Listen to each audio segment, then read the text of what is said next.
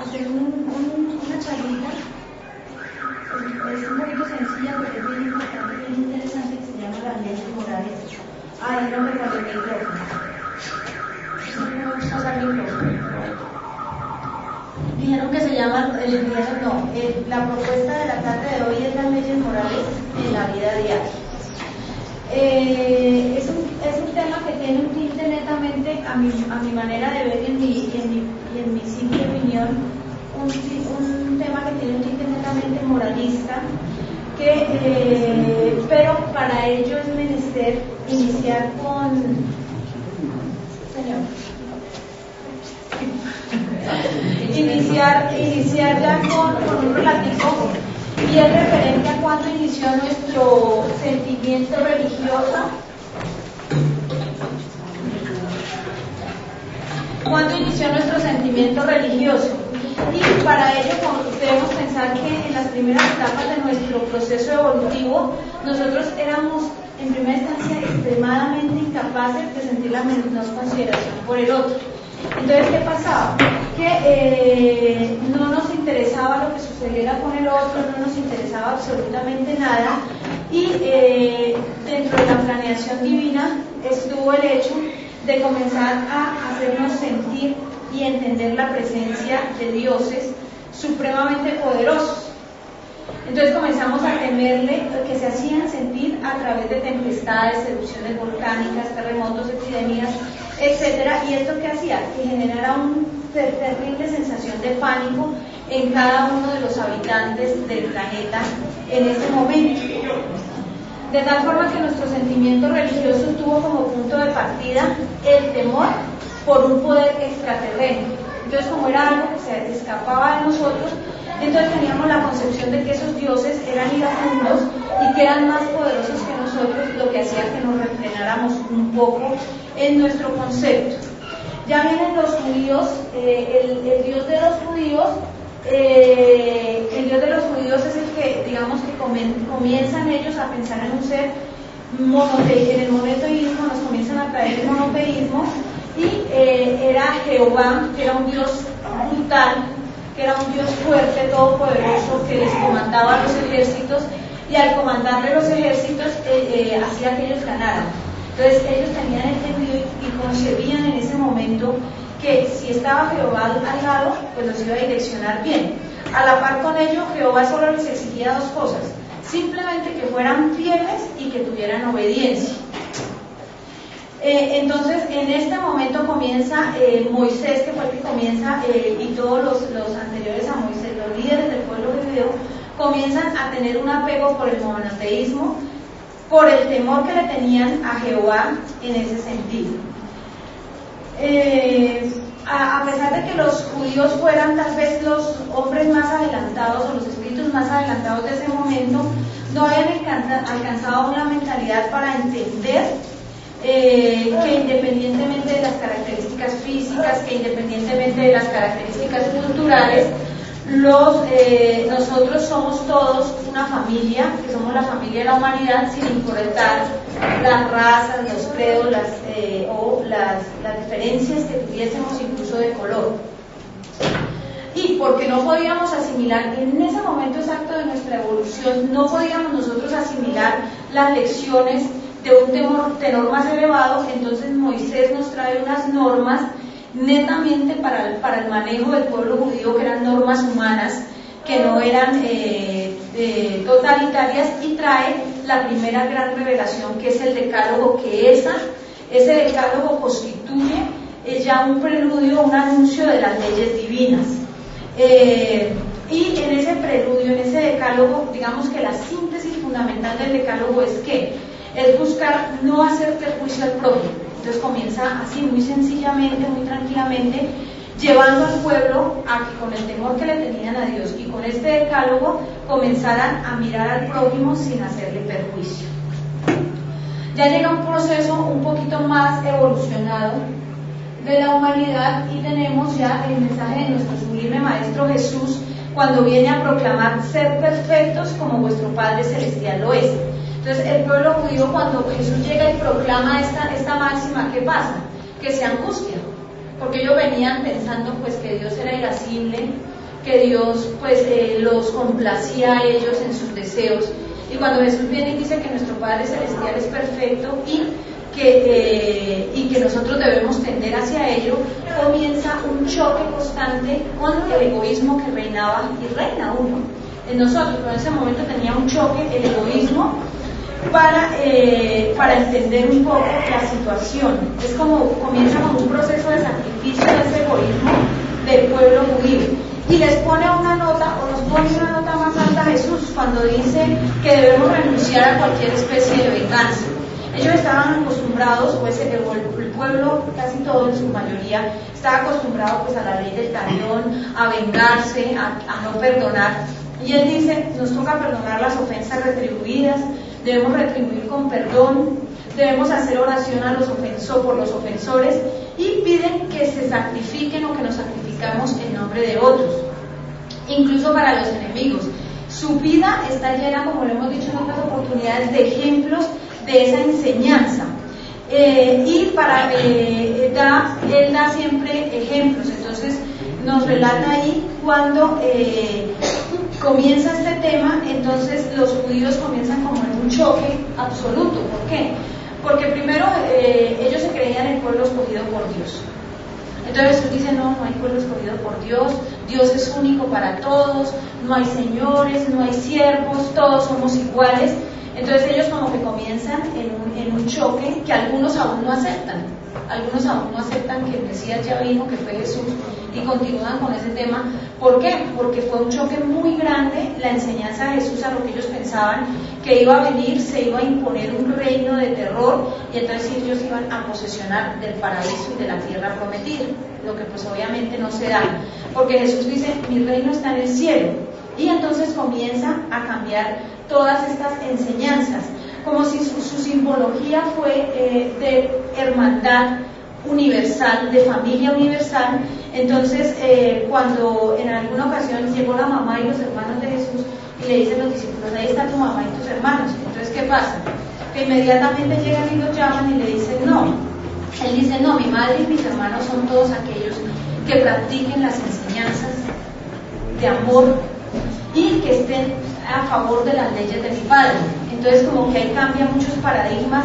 Algunos han dicho es que él desconocía a la mamá, que desconocía a la familia, que no sé qué. No, él estaba dando una enseñanza de la familia universal. A la par de ello, la doctrina del Maestro Jesús, y el Maestro Jesús anuncia la venida de un Consolador prometido. Y cuando ve que sus discípulos están muy angustiados ante la próxima partida, entonces ¿qué pasa? Que el Maestro Jesús les dice, tranquilos, yo me voy primero, voy a preparar las moradas de mi casa, y comienza a darles toda una enseñanza. Y les dice algo bien importante, que si guardáis sus mandamientos, que es ¿cuál? El mandamiento del amor, principalmente. Yo rogaré a mi Padre para que envíe otro Consolador para que se quede eternamente con vosotros.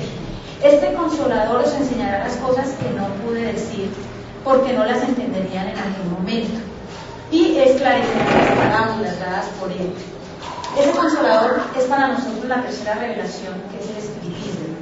El Espiritismo es el Consolador porque, según los textos evangélicos, la misión del Consolador sería enseñar aquellas cosas que Jesús no pudo decir porque los hombres no estaban en estado de comprenderlas. Veamos cómo del proceso, por eso era importante comenzar con una pequeña reseña, aunque la mayoría estaban un poquito estaban mirando para el otro lado. Era importante hacer la reseña histórica para que entendiéramos un poquito cómo vamos en un proceso evolutivo. Ahorita más adelante vamos a ver, el proceso científico ha evolucionado, ha corrido más, pero el proceso moral ha sido un poquito lento. Pero ese proceso se va dando poco a poco y grado a grado. En el momento en que Jesús vino, si nomás con decir lo que nos dijo, lo matamos. Si nos hubiese dicho más, o lo que nos enseña hoy el Espiritismo, pues lo hubiéramos matado 3 veces y 4 veces más. Entonces, por esta razón, ¿qué hicieron? Él dijo, yo les voy a enviar al Consolador para que les explique, para que ustedes puedan comprender lo que muchas cosas yo no las he dicho. El Espiritismo, en su triple concepción de doctrina filosófica, científica y moral, algunos dicen religiosa o científica y moral, posee las condiciones básicas para realizar las promesas del Consolador prometido que nos lo dio Jesús. ¿Por qué? Primero, porque explica y desarrolla todo lo que Jesús nos enseñó en parábolas. Si ustedes ven el Evangelio según el Espiritismo, comienza él a explicar todas las parábolas de Jesús, a darnos a entender el de dónde venimos, para dónde vamos y por qué estamos aquí en la tierra en un momento determinado y por qué el porqué de todas las cosas nos las viene a traer, y adicional a eso pues nos va explicando poco a poco las parábolas.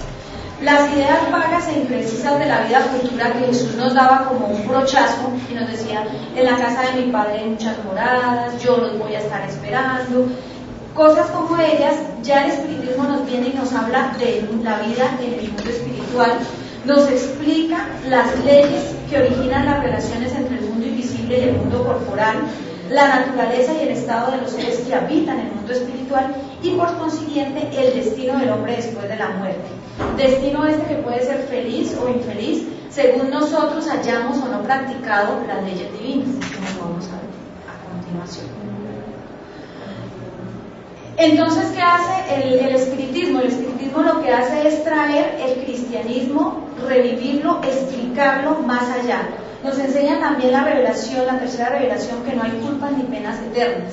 Hasta hace unos 200 años creíamos que sí las sabían, porque si nos íbamos para el infierno nos íbamos casi para toda la vida, ¿no? Por ahí en el purgatorio teníamos la posibilidad de pasar de pronto a la dimensión espiritual o al cielo, pero en el infierno nos quedábamos todos. Entonces ya el Espiritismo viene a explicarnos y viene a explicarnos con situaciones que están viviendo los espíritus, que no hay ese tipo de penas eternas, que hay una vida sucesivas y que con base en esas vidas sucesivas podemos reparar aquellos daños que hemos cometido en el ayer o que estamos cometiendo ahorita, ¿no? Yo no sé. Ya para entrar un poquito más en materia de las leyes existentes en el universo, tenemos que existen dos leyes o dos tipos de leyes que podríamos clasificar existentes en el universo. Las unas que son las leyes de la materia, que estudian obviamente la materia y sus diferentes comportamientos, y las leyes morales, que son las más importantes porque propenden a la evolución del espíritu. Gracias a las obras de Allan Kardec, el codificador de la doctrina espírita, tenemos que el codificador de la doctrina espírita y obviamente de sus sucesores como León Denis, Amalia Domingo, yo puse solo dos y pues con un poquito ya antiguos han existido otros, pero entre muchos otros comprendemos que existen unas leyes que rigen al universo, que son perfectas como lo es nuestro Padre Celestial y que rigen todos los seres que habitan el universo. A diferencia de la concepción que general que nosotros tenemos, es que las leyes, o la mayoría de las personas dicen, ¿las leyes son de quién? De los hombres. Entonces las leyes las rigen simplemente a los hombres. El espiritismo y el codificador nos dan a entender que no es así, que existen unas leyes creadas por Dios que nos rigen a todos, y que las leyes humanas simplemente son pasajeras y irán variando de acuerdo con grado a grado con el proceso evolutivo del hombre también. Entonces con esto ya una vez nosotros comprendemos esta verdad irrefutable, debemos tener claro que somos importantes, cada uno de nosotros es importante en la realización de un mundo mejor. A veces nosotros cuando yo era más pequeña decían que vamos a cambiar el mundo, que toca cambiar el mundo, que toca hacer cosas mejores, pero eran los gobernantes los que la debían hacer o otras personas. El espiritismo nos dice no. ¿Cómo debemos cambiar el mundo? Cambiando cada uno de nosotros. Es la única manera, y somos piezas activas y fundamentales. Seamos espíritas o no lo seamos, porque aquí entonces dice, ¿cómo no soy espírita? No me cae eso, no interesa.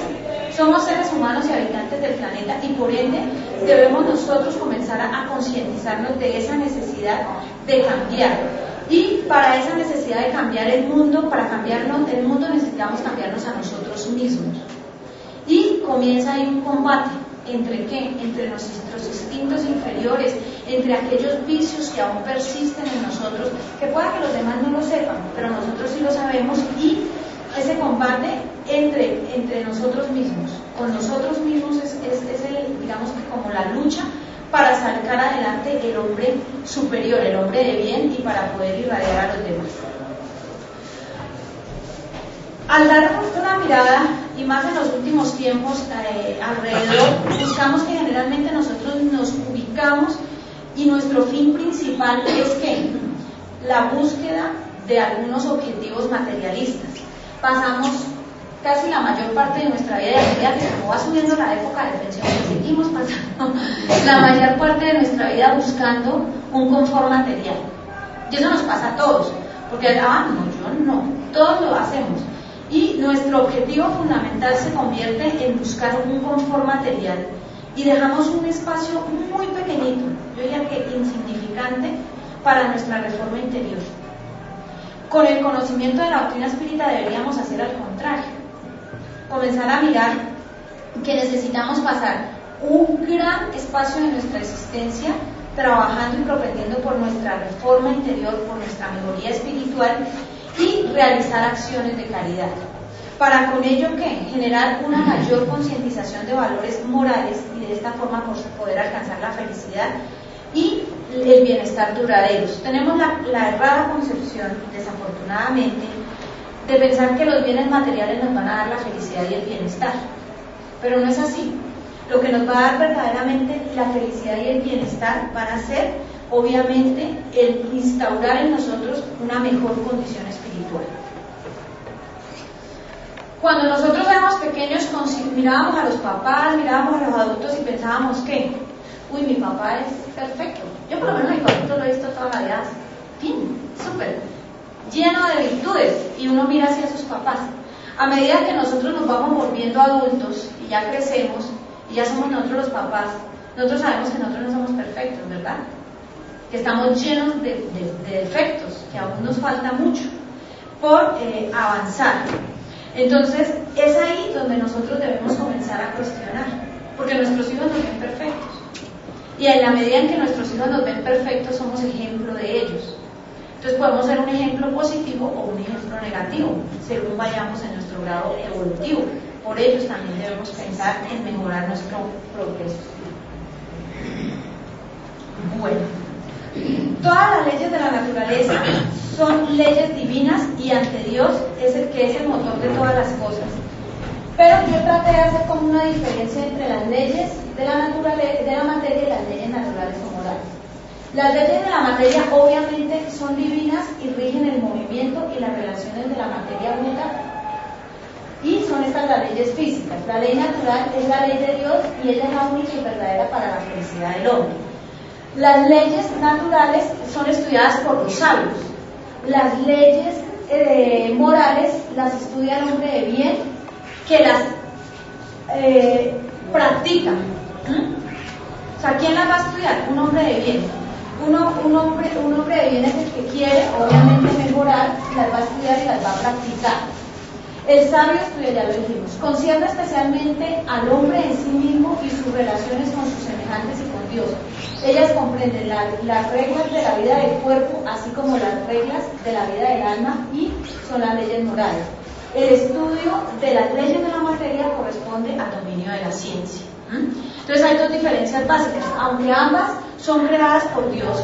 Hay unas leyes que corresponden al dominio de la ciencia, es la ciencia la que las va a estudiar, la que las va a desarrollar. En cambio, las leyes morales, estas leyes nos corresponden a nosotros estudiarlas, o a los hombres de bien, ¿no? O sea, nosotros somos hombres de bien, diría yo, ¿no? Creo que es así, y tenemos esa intención. Entonces nos corresponde a nosotros comenzar a desglosar. La única verdadera ley, o la ley para el que conlleve a la felicidad del hombre, es la ley natural, la ley moral. Algunos dirían, bueno, pero ¿dónde está la ley natural? La ley natural está inscrita en nuestra conciencia.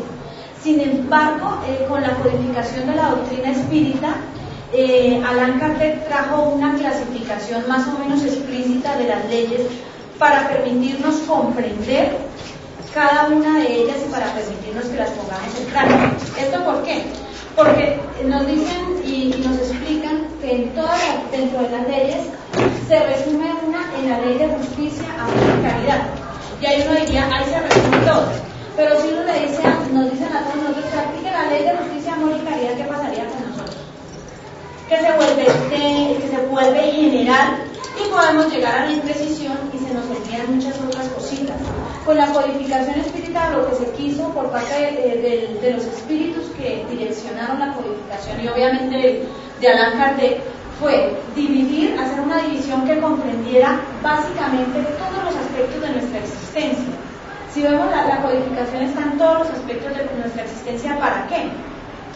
Para que se hicieran más entendibles este tipo de leyes, para que todos como que fuéramos entendiendo y las podamos ir llevando a nuestra vida práctica. La ley de adoración, todos dirán, pues claro, es la ley de adoración. ¿Qué significa adorar? Alabar a Dios.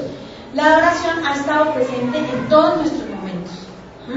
Cuando éramos nosotros más chiquiticos, espiritualmente hablando, entonces la mejor forma de adorar era mediante el sacrificio. Entonces sacrificábamos animales, cosas, incluso personas. Llegamos a sacrificar en algunos momentos personas para hacer agradable a Dios, para dar como esa muestra de adoración hacia nuestro Padre Celestial. Esto ahí, porque hasta ahí éramos nosotros capaces de haber evolucionado.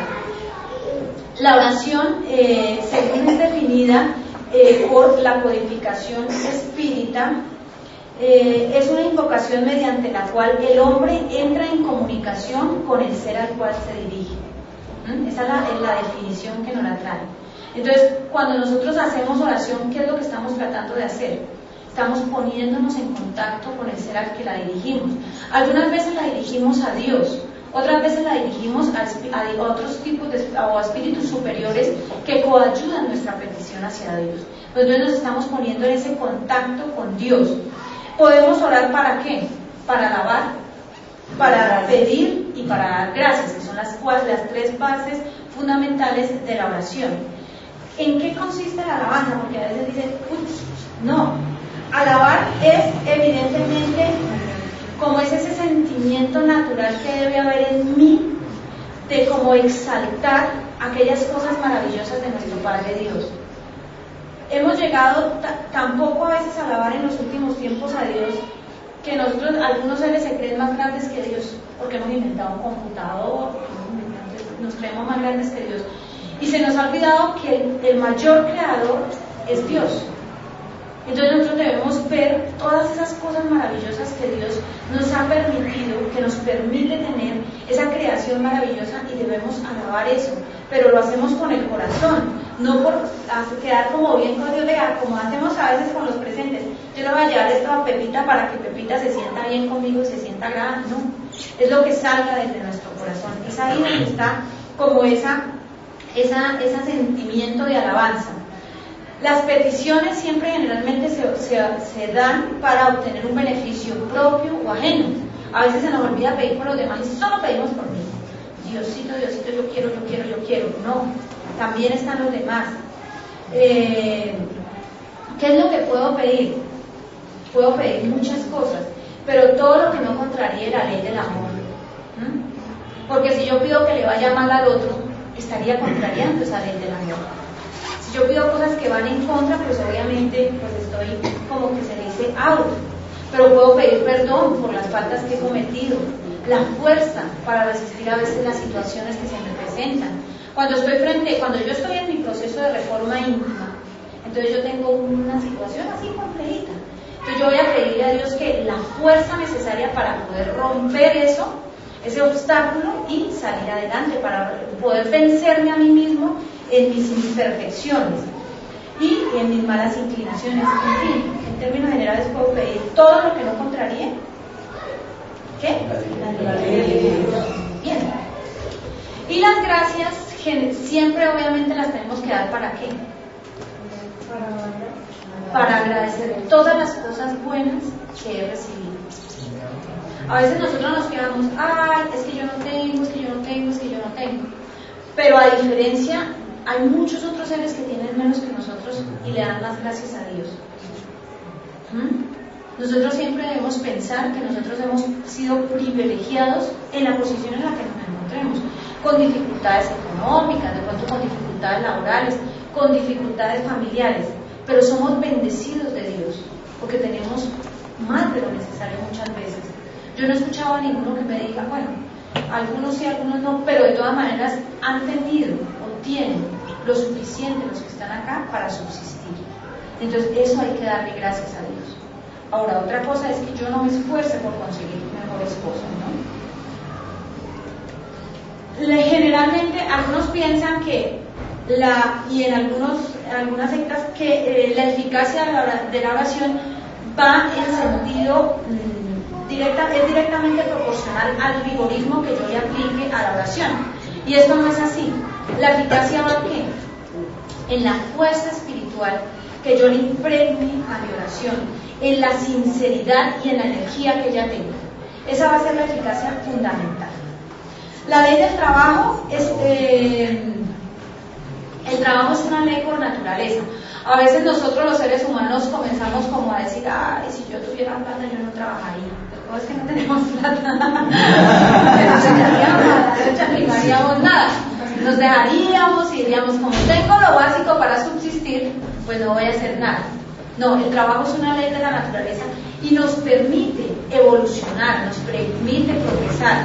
Si no fuera por el trabajo no tendríamos progresos intelectuales, no tendríamos progresos sociales, porque no solo lo que nos produce dinero es trabajo, también lo que nos produce satisfacción, lo que nos hace el trabajo voluntario es trabajo, así no produzca dinero.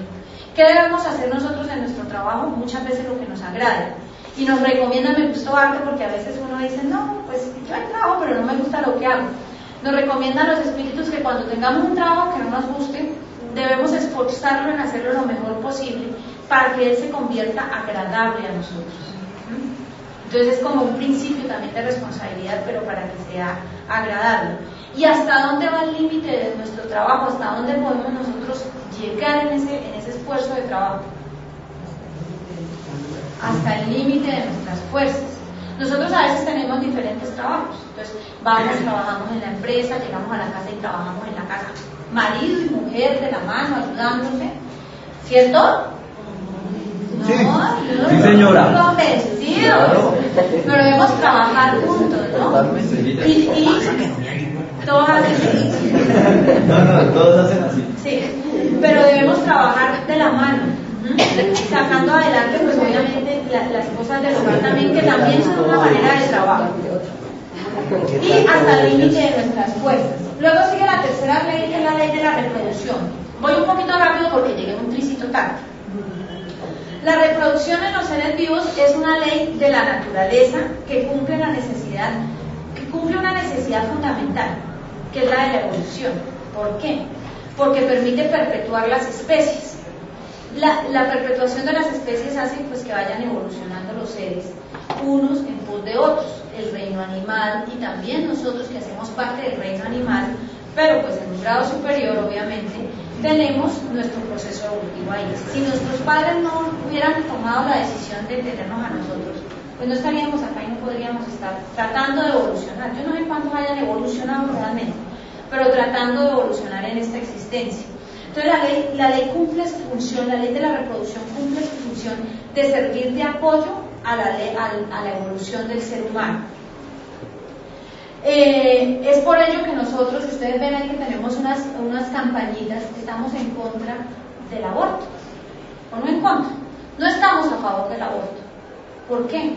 Porque sabemos que la interrupción del embarazo genera un crimen de los más atroces que existen para el ser humano, porque le estamos cercenando la vida a un ser que no puede defenderse.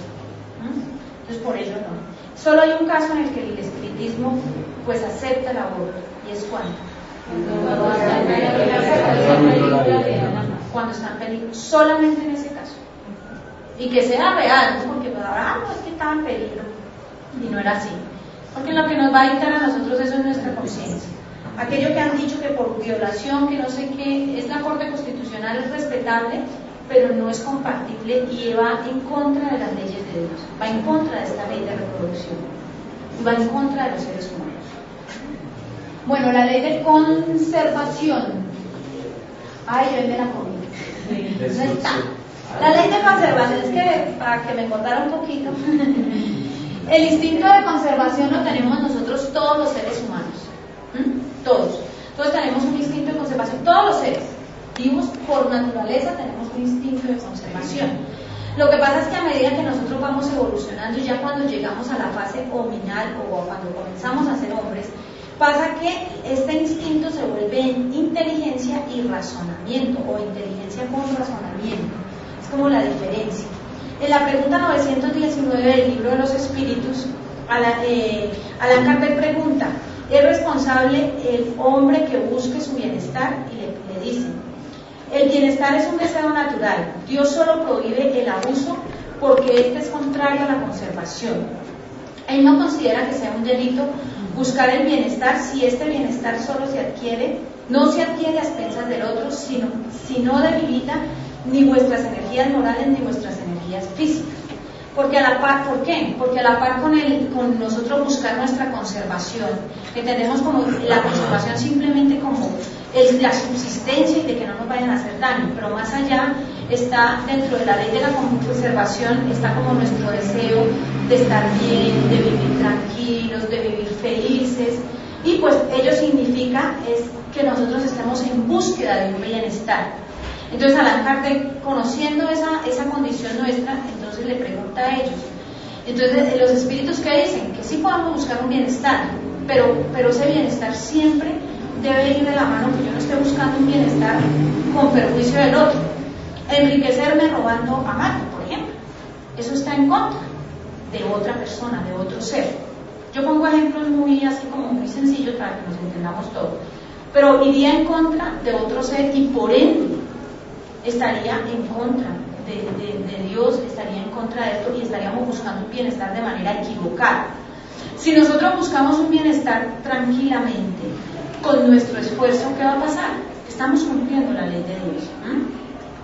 Y obviamente, a veces buscamos bienestares que dificultan nuestras energías morales, dificultan nuestra moralidad. Por ejemplo, cuando yo me apropio de algo que no es mío, ¿qué está pasando? Que estoy debilitando mi condición moral. Entonces esto va en contra.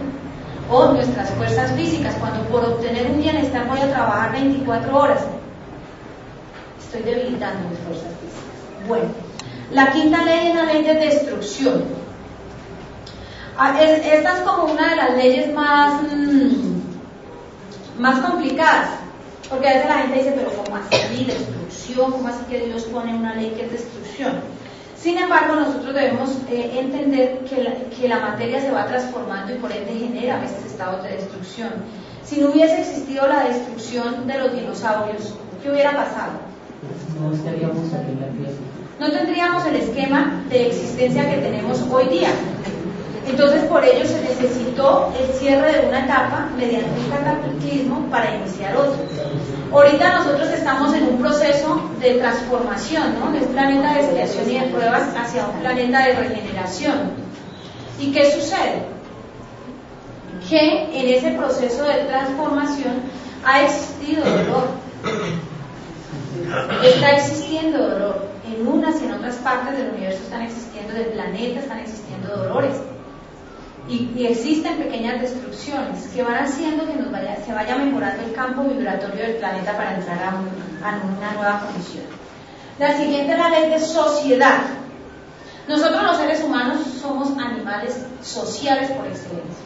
No podemos vivir por fuera de ningún lado.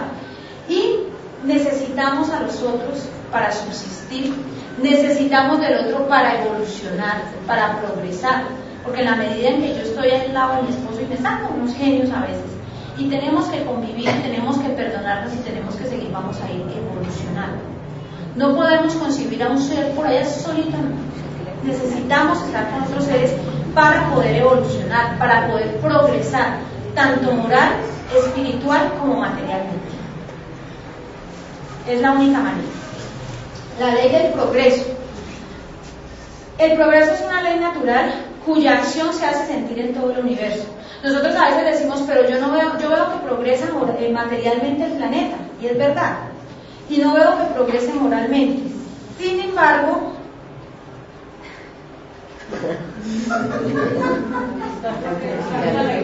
Están en sociedad absoluta.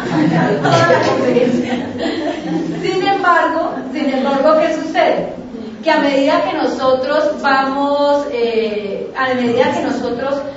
viendo, ha habido progreso moral, lento, pero lo ha habido, lento. El progreso moral va más lento, el progreso material va mucho más avanzado, pero llegará un día en que estos dos progresos se equiparan.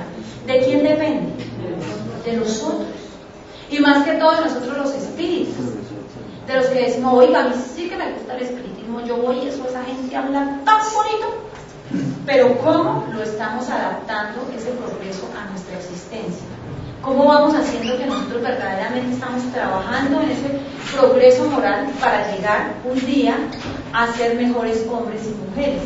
Es hacia allá que debemos ir, hacia allá. Si la ciencia avanza a pasos agigantados, nuestro progreso moral debe también avanzar a pasos agigantados. El nuestro. No interesa el de los demás, porque yo quiero progresar, pero Estrella no me deja porque nada que progresa. No.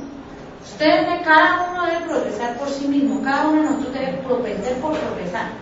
Es que mi marido no quiere progresar, entonces yo no progreso. No, yo tengo que progresar y dar ejemplo, porque si no, ahí nos quedamos. Bueno,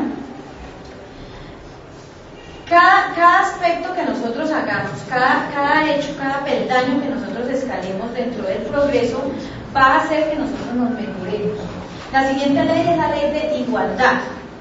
Dios nos creó todos los sabemos, iguales, nos creó sencillos e ignorantes y vamos progresando poco a poco.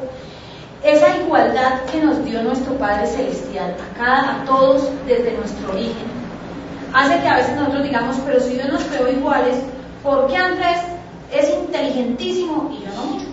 ¿Por qué Pedro es tal cosa y yo no tanto? ¿Por qué Juan hace tal cosa y yo no? ¿Por qué María hace esto y yo no? ¿O por qué yo nací por qué Carlitos es tan eminente y yo tan poquito?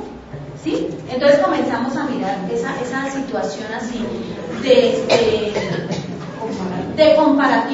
comparativa, pero resulta que no todos fuimos creados en el mismo momento. Entonces desde ahí comenzamos a tener diferencias, porque yo me creé, de pronto a mí me crearon despuesito que a Yarita. Entonces ya estoy un poquito más retardadita. Y encima de todo yo he sido negligente con mi progreso. No he querido estudiar, Entonces me quedo más atrasadita. Y el otro va progresando más. Entonces ahí se rompe la ley de igualdad, se rompe la igualdad absoluta. Porque entonces todos pensamos que si existiera igualdad, todos deberíamos estar igualiticos en la misma medida, en la misma sincronización. No. Por nuestro mismo esfuerzo cambiamos nosotros el proceso evolutivo. Algunos se esfuerzan más, otros menos. Y en esa medida se va generando. Pero la igualdad la hay en la medida en que nuestro Padre Dios nos creó a todos de la misma forma. La libertad. A mí me encanta la ley de libertad. Porque me encanta ese postulado de tener nosotros una libertad de poder expresar, de poder hacer, de poder pensar libremente. Lo que pasa es que al lado de esa libertad maravillosa que nuestro Padre Dios nos da también la responsabilidad de recoger lo que hagamos con nuestra libertad. Entonces ahí está como la balanza, por eso es una ley, por eso es que se busca la balanza, por eso es que las leyes de Dios son todas equitativas, porque tenemos, sí, obviamente una libertad grande de actuar, pero tenemos una conciencia que nos dice, oiga, usted actuó bien, actuó mal con su libertad y debe reponer. ¿Hasta dónde va el límite de mi libertad? Hasta donde toco al otro, hasta donde llega la del otro. Entonces ahí, hasta donde llega el derecho del otro. Entonces ahí comienza a jugar nosotros el respeto y la responsabilidad que tenemos. Diariamente, en nuestras relaciones interpersonales que tenemos con el uno y con el otro, eso va a ser como un aspecto fundamental que tenemos que tener en cuenta nosotros, el de manejar esa libertad de una buena forma. Finalmente tenemos la ley de justicia, amor y caridad. Esta ley de justicia, amor y caridad encierra, como les decía, todas las demás, y nos lo explican los espíritus superiores que las encierran. No obstante, como les decía hace un ratico, para que no dejar ambigüedades, lo que hicieron los espíritus superiores fue hacer una división en 10 leyes fundamentales, ahí me quedó faltando una, en 10 leyes fundamentales para que nosotros las entendiéramos, para que las aplicáramos, y en cada aspecto de nuestra vida se da ahí. Si hemos aplicado la ley de adoración, la ley del trabajo, la de reproducción, la de destrucción, la de conservación, la de sociedad, cada ley va encadenándose en los aspectos diarios de nosotros. ¿Cuándo no tocamos una de esas leyes nosotros? ¿Quién no ha tocado alguna y cuál? Digo yo, trabajo porque no me gusta un momento. ¿Ven? Todas las hemos tocado en algún momento de nuestra existencia y nos toca, ¿cierto? Entonces es ahí donde nosotros como seres humanos, no como espíritus, como seres humanos, debemos comenzar nuestro trabajo de aplicar a nuestra vida las leyes morales. Oiga, si yo sé que existe una ley de libertad, que no solo me cobija a mí, la libertad no es solo para Estrella, es para todo el mundo, pues debo entender que debo respetar la de los demás. ¿Ven? Si yo sé que existe la ley de igualdad, pues debo respetar al otro, con sus dificultades, porque sé que va en qué, en ese grado evolutivo, en ese proceso. ¿Qué debemos ver del otro? Lo bueno, las cosas bonitas. Debemos comenzar a cambiar. Yo pienso que yo creo que si nosotros lo hiciéramos y cambiáramos eso, lograríamos mucho. De dejar de ver el error en el otro y comenzar a ver lo bueno del otro. Yo creo que con eso nomás que hiciéramos, en este año mejoraríamos mucho. Y los que vienen aquí al centro espírita, que hiciéramos eso aquí al interior del centro espírita, mejoraríamos. Porque dejaríamos de ser críticos, como llaman algunos. Yo soy crítico constructivo, entonces le veo los defectos a todos.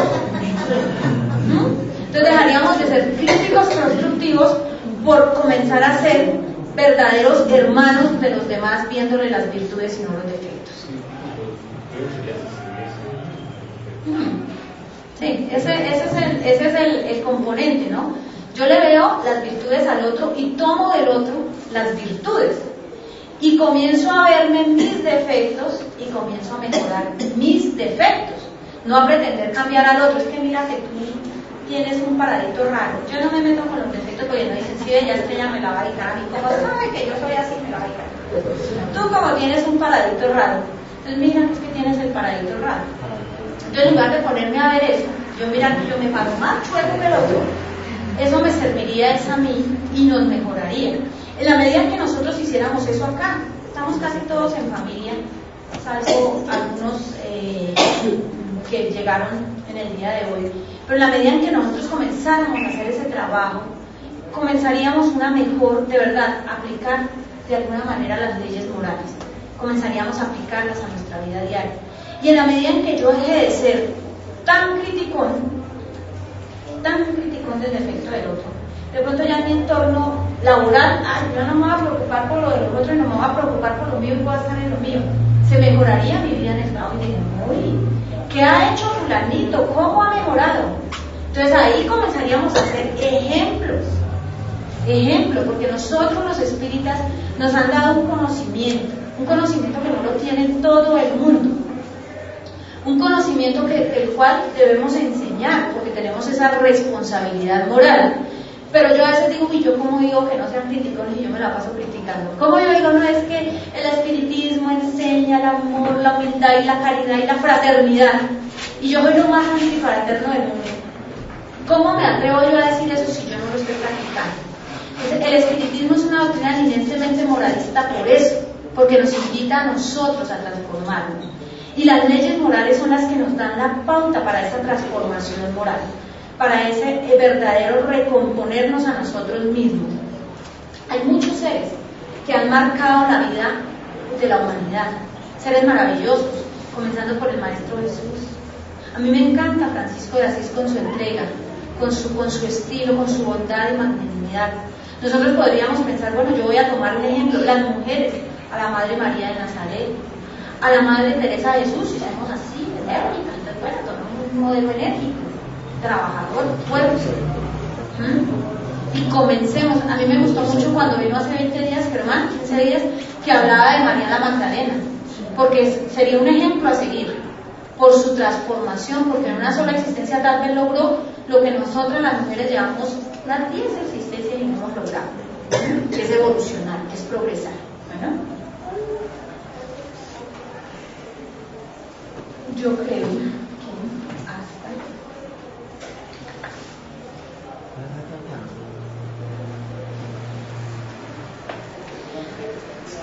tenemos que trabajar en otra cosa.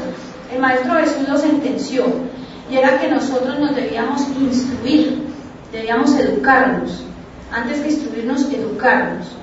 Y para ello necesitamos estudiar, y para ello necesitamos educar a los seres que están a nuestro alrededor. Una de las formas es con el ejemplo, otra de las formas es mediante el estudio y mediante yo dar unas indicaciones que permitan al otro mejorarse. Que aquel ser que yo veo que necesita de mí, darle lo mejor de mí para que él pueda llegar a ese proceso evolutivo. ¿Qué nos queda por hacer? Practicar. ¿Qué más? Interiorizar. Tomar conciencia. Tomar conciencia. ¿Qué más nos queda por hacer? Estudiar. ¿Qué más? La voluntad. ¿Qué más? Despertar. ¿Qué nos falta para que nos despierten? ¿Un despertador? Un tinto, dice María. Ya estoy dormida de esta conferencia de un tinto. ¿Qué más nos queda por hacer? Reconocernos a nosotros. No reconocer en el otro, vuelvo y le repito, yo quisiera que este año lo hiciéramos de verdad.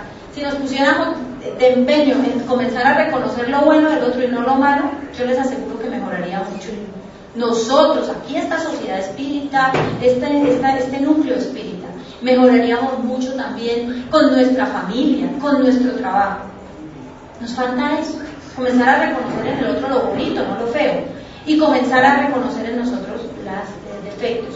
Nos queda trabajar ¿por qué? Por nosotros mismos, por nuestra perfección, por los demás. Imaginen ustedes que es una historia, no es que nos haya pasado a nosotros, a ninguno. Antes de venir a la dimensión espiritual, un ser X se comprometió. Dijo, yo cuando vaya, si mi Diosito me da una oportunidad de una existencia, para mejorar mi existencia, yo voy a adoptar el espiritismo. Donde yo vaya, voy a dar señales de ser espírita y de una conducta espírita. Con eso voy a ayudar a transformar mente a Pedro, al que le hice daño hace 200 años, a María, a quien le hice daño hace 100 años, a Juana, a quien le hice daño hace 40 años. ¿Ven? Y partimos para acá. O partió ese ser.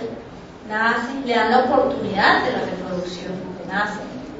Llega a un hogar, tiene el estudio, tiene la oportunidad de acudir a una institución espírita, aprende el espiritismo, pero por pura negligencia, por falta de voluntad, no enseña, no da ejemplo. ¿Qué va a pasar con María? Con María, con Juan y con Pedro, con los que estaba comprometido. Voy a seguir endeutada. Voy a agravar la situación. Y es forma espiritualmente, porque si mucho se me dio, mucho se me va a demandar. Muy bien. Entonces, ¿qué nos hace falta? Voluntad. ¿Qué nos hace falta para practicar las leyes morales? Amor. Amor hacia todos los seres humanos. No interesa, uy, es que se vuelve así, no interesa. Que es que aquel es muy negrito, no interesa. Que aquella es bajita, ¿qué interesa? No interesa quién sea el ser humano que está a mi lado. Que es pobre. Y nosotros no somos pobres de espíritu. Entonces no interesa, comencemos. Porque cuando pasemos a la dimensión espiritual, lo único que vamos a llevar, como lo decía al comienzo de mi pequeña exposición, o ni siquiera exposición, de mi pequeña charla, lo único que nos vamos a llevar es las obras de caridad. Es lo que el presente que le vamos a llevar a nuestra conciencia, pero sobre todo a nuestro Padre Dios. Papito Dios, ya que tiempo, mire, ¿cómo vamos a llegar? Entonces es la reflexión. A mí me parecía simpático porque yo decía, es como estamos terminando en el ciclo ya, que habla de leyes morales y de perfección moral. Y la aplicación de las leyes morales es comenzar cada uno. Es la tarea que tenemos. Cada uno tiene una tarea básica. No es la que yo le deje, no es la que le deje Milton, Rosalvita, Jorge, los que son profesores, Fernando, Andrés, ninguno. Es la que yo debo realizar por mi mejoramiento y por mi bienestar espiritual. Pruebas llegan y se van constantemente en los seres humanos. Pero tenemos que aprender, comenzando a trabajar, de pronto las pruebas se nos minimizan. Mejorando nosotros espiritualmente, las pruebas nos van a mejorar también considerablemente. Agradezco a ustedes su presencia, la caridad que tuvieron para conmigo, para escucharme, y invitarlos para de hoy en 8 días. Tendremos también una conferencia, ¿no? Generalidades sobre la obsesión. Generalidades sobre la obsesión. Hoy dimos como unas pautas para no estar obsesados, que es la aplicación de las leyes morales. Y mañana, de hoy en 8 días, vamos a ver unas generalidades de por qué nos obsesamos o por qué somos obsesos. ¿Listo? Muchas gracias.